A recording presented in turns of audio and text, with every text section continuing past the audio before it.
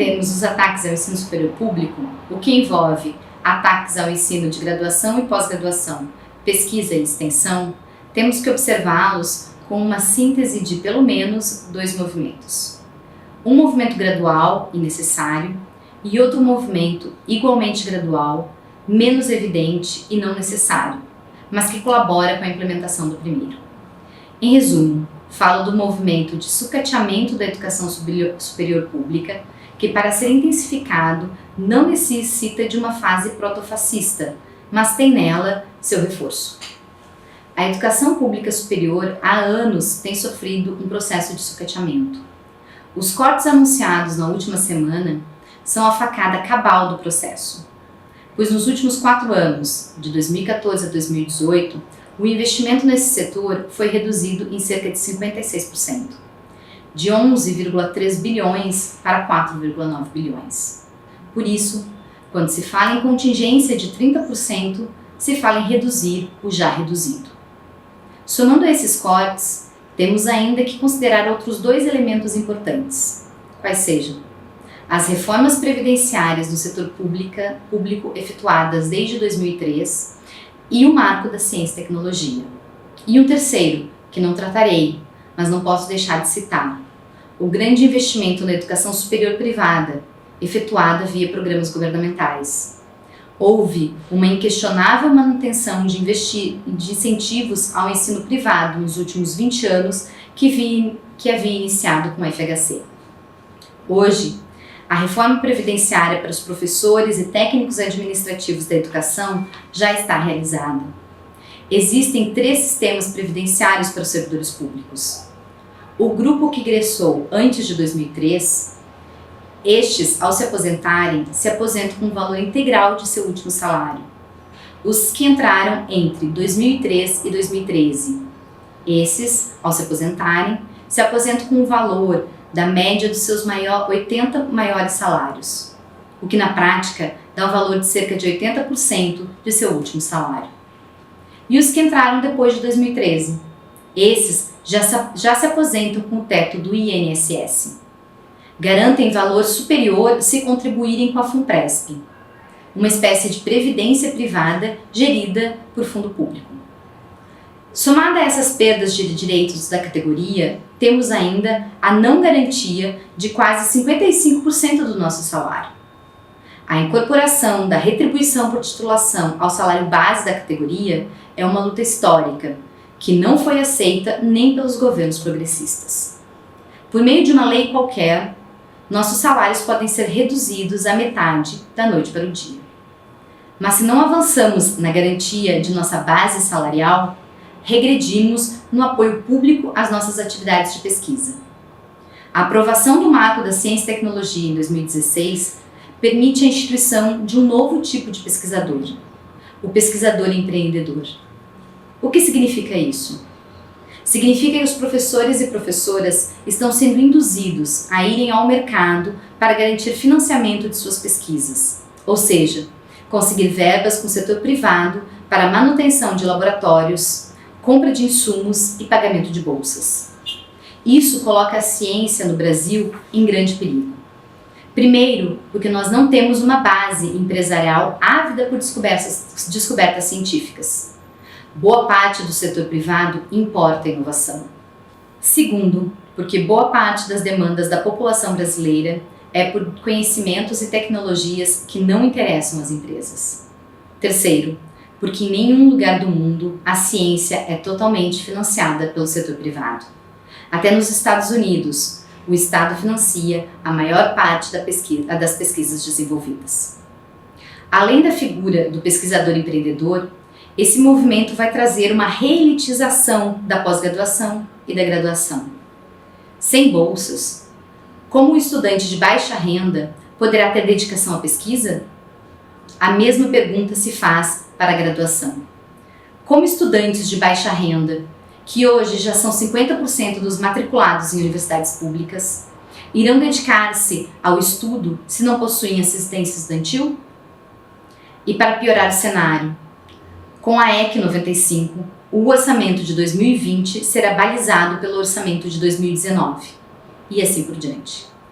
Com isso, teremos, em médio prazo, uma deterioração do poder de compra do salário dos docentes e das bolsas que permanecerem, intensificando o sucateamento da universidade pública e dos institutos federais, mas com a coexistência de micronichos cujos resultados das pesquisas são de interesse de algumas empresas privadas. Se está ruim para a pesquisa, imagina para a extensão. Na extensão, as atividades em geral são voltadas ao atendimento da população de baixo poder aquisitivo. São milhares de atividades gratuitas de assessoria jurídica, psicológica, odontológica, dentre outras. Haverá empresa privada querendo financiar essas atividades? Os cortes recentes, portanto, é a facada cabal em um corpo já em processo de debilidade. Por isso, a mobilização é urgente e necessária. Precisamos não só barrar esses cortes, mas reverter esse processo de desmonte do ensino, pesquisa e extensão públicos e gratuitos. Mas para reverter este processo, precisamos superar o segundo movimento aludido anteriormente. Um movimento não necessário para a efetivação do sucateamento, mas que o impulsiona. Refiro-me às práticas protofascistas do atual governo.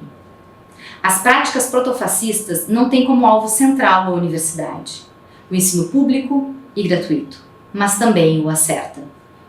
A criminalização dos movimentos sociais em geral, dos movimentos feministas e socialistas, marxistas em particular, tem a intenção de alimentar um clima de terror, pura e simplesmente para abrir caminho para três setores econômicos subterrâneos: o bélico, o narcotráfico e o contrabando de mercadorias.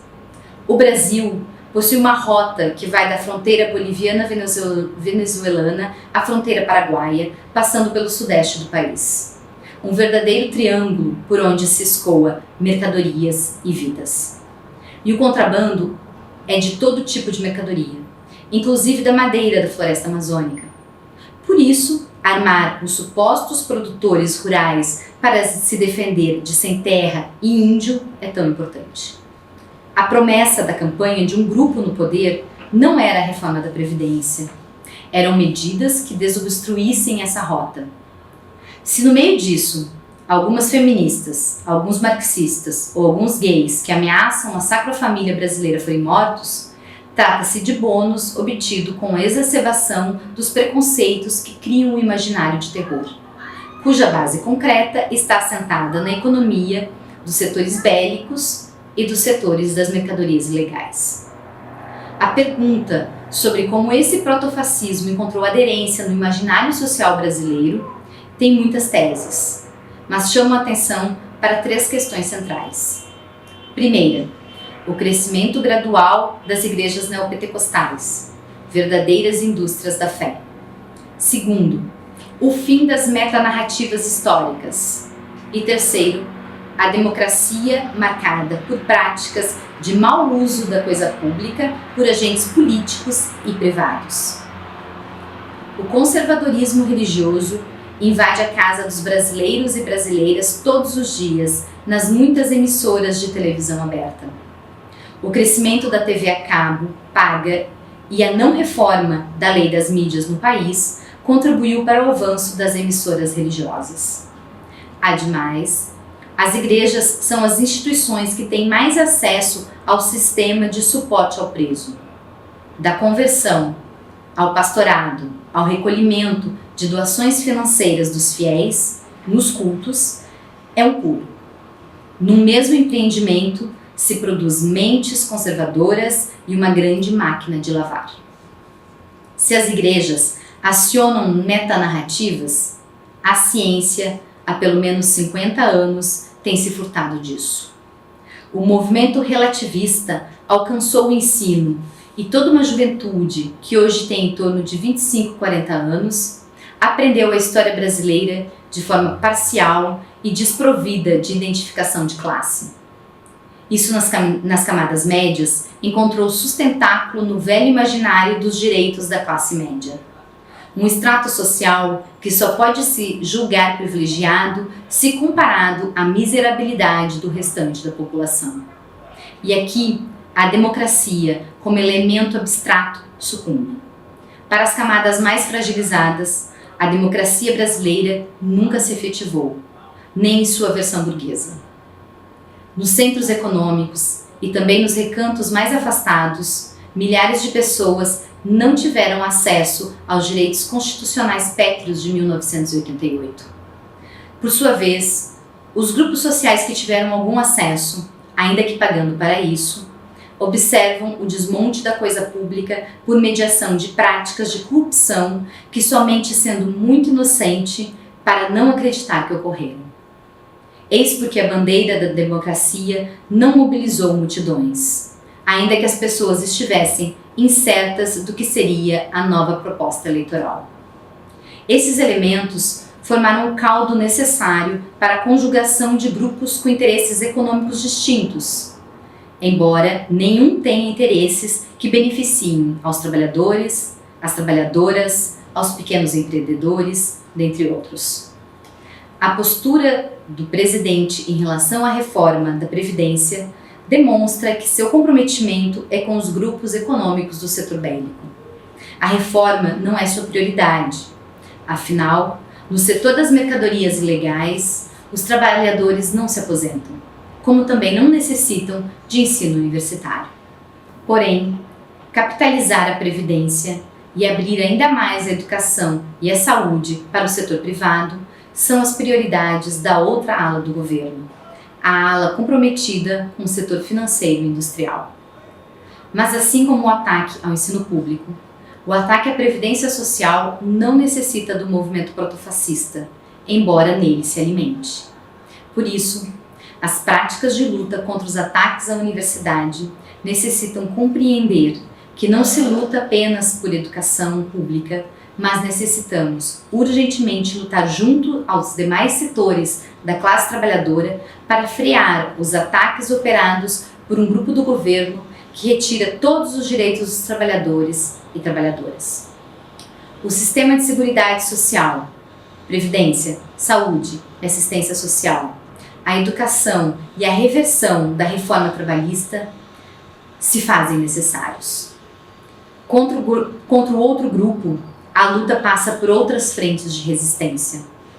Um trabalho de médio prazo de conscientização sobre a descriminalização de determinadas mercadorias, por exemplo.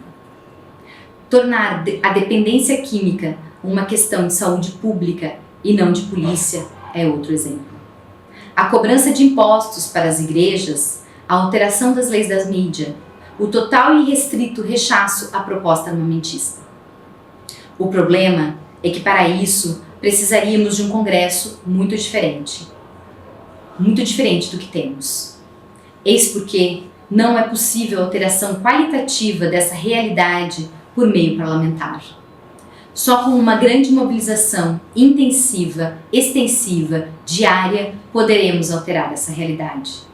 E quando tivermos esse processo intenso de luta, quiçá poderemos compreender que se nós é que tudo produzimos, é a nós que tudo pertence.